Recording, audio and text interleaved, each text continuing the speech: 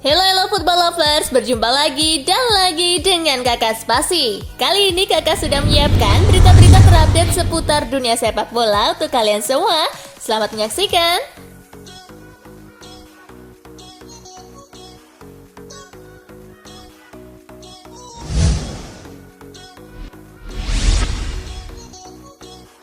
Dortmund versus Hoffenheim, gol Reus menangkan di Borussen 1-0. Laga Dortmund versus Hoffenheim berlangsung di Signal Iduna Park. Tuan rumah berhasil meraih kemenangan tipis 1-0 di laga tersebut. Gol semata wayang di Borussen dicetak Marco Reus di menit ke-16. Tambahan 3 angka mengantarkan Dortmund ke puncak klasemen sementara Liga Jerman dengan 12 poin, sedangkan Hoffenheim tertahan di urutan kelima dengan 9 poin.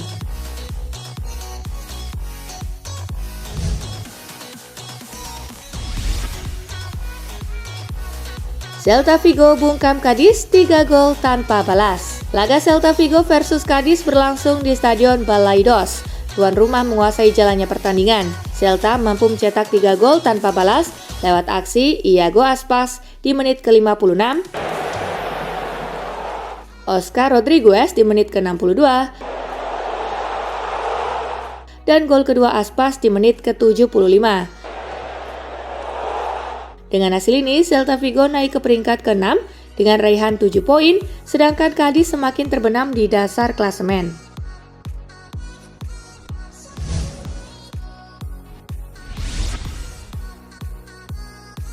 UEFA sanksi 8 klub Eropa termasuk PSG. UEFA resmi menjatuhkan sanksi denda kepada 8 klub Eropa terkait financial fair play. 8 klub Eropa dinilai bersalah telah menyalahi aturan financial fair play selama 3 musim terakhir. Sanksi pun diberikan Badan Kontrol Finansial Klub UEFA atau CFCB. CFCB menyatakan AC Milan, AS Monaco, AS Roma, Besiktas, Inter Milan, Juventus, Marseille, dan Paris Saint-Germain tidak memenuhi syarat financial fair play. Sanksi yang diberikan sebesar 172 juta euro dipotong dari pendapatan apapun yang diperoleh setiap klub dalam partisipasi di kompetisi UEFA atau dibayarkan secara langsung.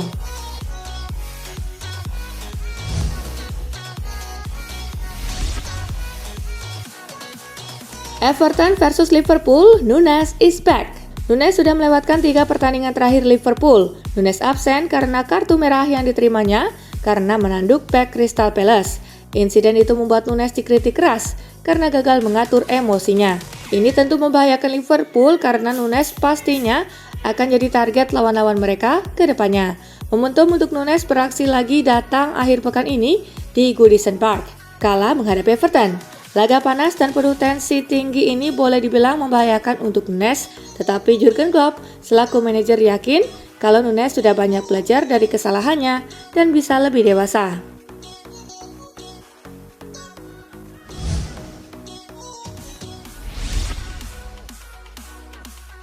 Debut Aubameyang di Chelsea tertunda. Aubameyang jadi pembelian terakhir Chelsea di bursa transfer musim panas ini.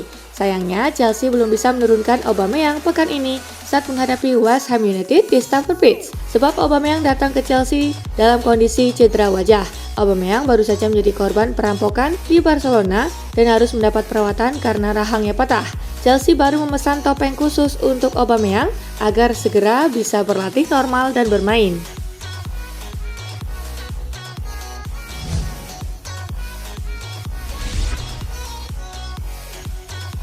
Dibuang Barcelona, Braithwaite nyebrang ke Espanyol.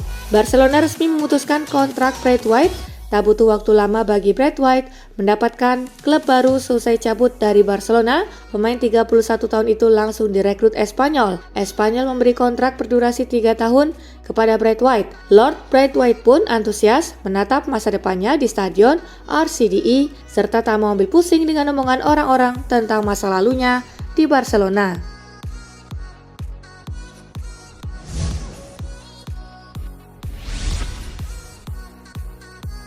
Marcos Alonso teken kontrak 1 tahun di Barca. Barcelona mengamankan satu lagi pemain baru di bursa transfer musim panas. Marcos Alonso yang baru saja memutuskan kontraknya dengan Chelsea didatangkan dengan gratis. Alonso menandatangani kontrak yang hanya 1 tahun di Barcelona. Tak ada opsi perpanjangan kontrak di dalam rilis resmi klub. Meski hanya setahun, Alonso ternyata punya klausul pelepasan. tidak tanggung-tanggung, biayanya mencapai 50 juta euro. Alonso kemudian menyampaikan kesannya saat bisa bergabung bersama Barcelona. Baginya bermain di negaranya sendiri untuk tim sebesar Barcelona adalah hal yang berkesan baginya dan keluarganya.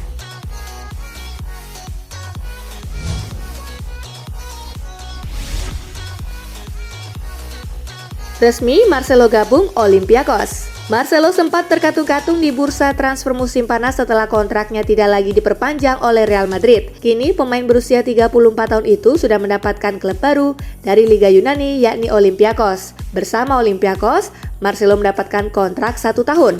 Namun ia memiliki opsi perpanjangan 1 tahun di dalam kontraknya. Tidak ada klausul pelepasan untuk pemain berposisi sebagai bek kiri ini.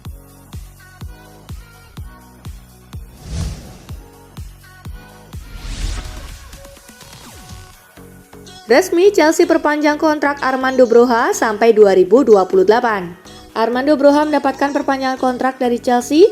Dalam kontrak barunya ini, pemain yang berposisi sebagai penyerang ini akan berada di Stamford Bridge sampai 2028. Broja jadi salah satu pemain yang sangat dikagumi oleh Thomas Tuchel.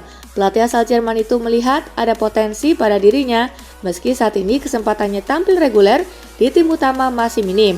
Broja mengatakan bahwa Chelsea menjadi klub impiannya sejak kecil. Tambahan kontrak 6 tahun ini membuatnya punya masa depan yang cukup cerah bersama The Blues.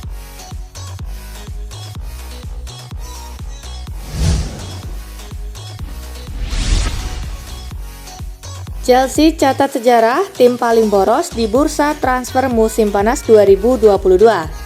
Chelsea tercatat dalam sejarah sebagai tim paling boros dalam satu jendela transfer setelah mengeluarkan biaya belanja 271,1 juta pound sterling atau 4,6 triliun rupiah. Pengeluaran besar Chelsea memecahkan rekor Manchester City saat membelanjakan 223,65 juta pound sterling dalam satu jendela transfer pada tahun 2017. Chelsea bukan satu-satunya klub yang menghabiskan banyak uang musim panas ini. Di tempat kedua ada Manchester United dengan total belanja 214 juta pound sterling. Paling mengejutkan adalah West Ham menempati peringkat ketiga sebagai tim paling boros di angka 170,5 juta pound sterling.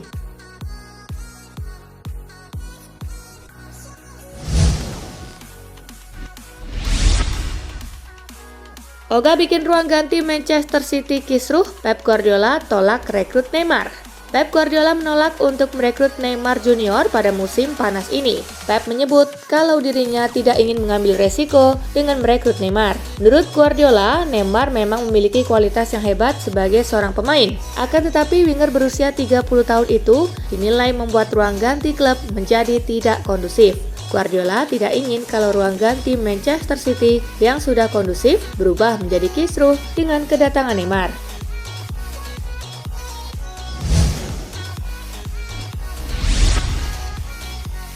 Anthony diramalkan akan gusur pemain ini jika langsung jadi pemain inti.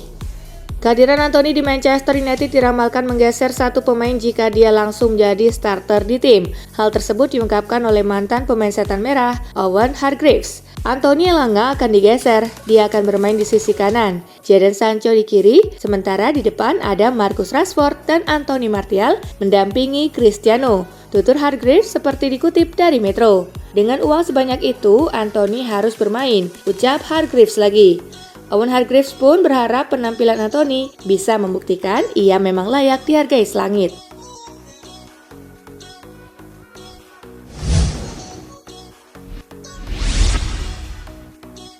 Erik ten Hag tak akan main dalam laga kontra Arsenal. Pelatih Manchester United Erik ten Hag menyatakan apabila tidak akan main-main dalam laga kontra Arsenal. Karena alasan itu, ia akan menggunakan skuad terbaiknya untuk bisa mengalahkan The Gunners di Old Trafford. Karena hal itu, Ten Hag menegaskan apabila ia dan skuad asuhannya akan memberikan jamuan terbaik mereka bagi Arsenal dan memastikan untuk bisa mengalahkan mereka di Old Trafford. Saya melihat permainan Arsenal dan saya tahu mereka lawan yang sulit. Melawan Arsenal akan menjadi ujian yang berat, namun baik untuk kami. Saya benar-benar menantikan laga ini, pungkas Ten Hag dilansir MUTV.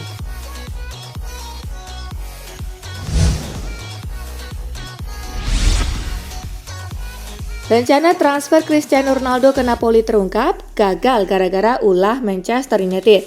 Rencana transfer Cristiano Ronaldo ke Napoli pada musim panas 2022 terungkap. Namun rencana tersebut gagal karena ulah Manchester United. Dalam proses negosiasinya dengan agen Ronaldo, Jorge Mendes, Napoli menginginkan agar Mendes mampu menawarkan Victor Osimhen kepada Manchester United. Napoli meminta agar Manchester United mau menebus Osimhen dengan nilai transfer 100 juta euro atau sekitar 1,49 triliun rupiah. Selain itu, Il Partenopei juga ingin agar gaji Ronaldo semuanya ditanggung oleh Manchester United selama semusim. Akan tetapi permintaan Napoli tersebut ditolak mentah-mentah oleh Manchester United.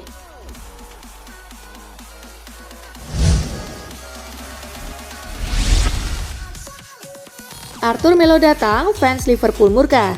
Arthur Melo akhirnya resmi berseragam Liverpool, namun kedatangannya rupanya tidak disambut baik oleh para fans klub Liga Inggris tersebut. Para penggemar menilai Arthur tidak cocok bermain di Liverpool. Mereka juga meminta untuk mendatangkan gelandang baru lainnya. Bahkan para fans menduga bahwa keputusan Liverpool memilih Arthur hanya sebatas panik buying karena gelandang andalanya sedang cedera.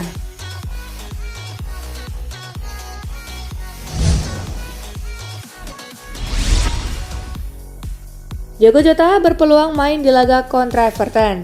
Liverpool memang sedang mengalami banyak kasus cedera saat ini. Namun di laga kontra Everton nanti, salah satu pemain mereka, Diogo Jota, dikabarkan memiliki peluang untuk bermain.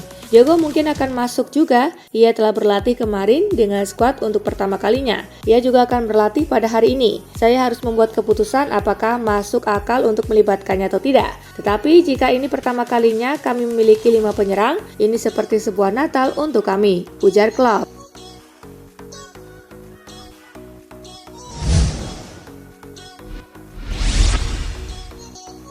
Hampir dilepas ke Inter Milan, Jordi Alba merasa ditipu Barcelona. Barcelona menawarkan kesepakatan pinjaman Alba kepada Inter Milan pada bursa transfer musim panas 2022. Bahkan salah satu perantara Barcelona sudah sempat menelepon agen Alba soal penawaran itu. Alba yang ingin bertahan di Barcelona langsung menolak ide peminjaman ke Inter Milan itu. Dia bahkan merasa ditipu oleh Barcelona karena dirinya dibuang begitu saja setelah mengabdi sekian lama. Kini Alba kemungkinan hanya akan menjadi pemanis bangku cadangan di bawah asuhan pelatih Xavi Hernandez. Pasalnya Xavi kemungkinan akan lebih memilih untuk memasang Marcos Alonso atau Alejandro Balde di sisi kiri pertahanan Barcelona.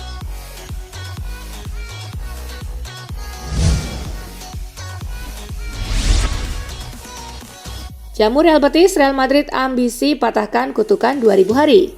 Real Madrid berusaha mematahkan kutukan belum pernah mengalahkan Real Betis kala bermain di Santiago Bernabeu. Sejak 5 musim terakhir, kesempatan itu terbuka dalam lanjutan La Liga Sabtu 3 September. Sejak 21 September 2017 atau selama 2000 hari, Madrid hanya mendapatkan 3 hasil imbang dan 2 kekalahan dari Betis. Bahkan di 5 pertandingan tersebut, Madrid tidak berhasil menjebol gawang lawannya. Pelatih Madrid Carlo Ancelotti menyadari duel nanti tidak akan mudah. Namun mereka tidak ingin menjalani laga kandang pertama musim ini dengan hasil minor. Ya, di 3 laga sebelumnya Madrid selalu bermain di kandang lawan.